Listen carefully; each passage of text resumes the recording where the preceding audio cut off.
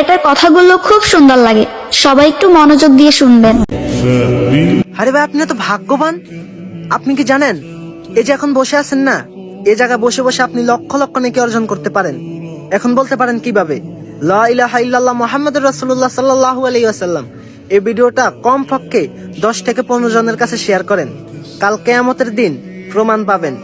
যখন আপনি জাহান্নামের দিকে আপনাকে নিয়ে যেতে থাকবে, তখন রাসূল পাক সাল্লাল্লাহু আলাইহি ওয়াসাল্লাম ঠাপ করে আপনার হাত ধরে উঠিয়ে ফেলবে, বললে আমার এই উম্মতকে, এই ফেরেশতারা তোরা জাহান্নামে ফেলতে পারবি না। তারপরে বলবে, ইয়া রাসূলুল্লাহ কেন নয়? বলবে, আমার এই উম্মত দুনিয়াতে থেকে আমার কালেমার দাওয়াত মানুষকে দিচ্ছে, আল্লাহ তুমি আমার এই উম্মতকে জাহান্নামে ফেলতে পারবা না। তারপরে আল্লাহ বলবে, ইয়া হাবিব ইয়া রাসূলুল্লাহ, আপনার কথাকে আমি অমান্য করতে পারি?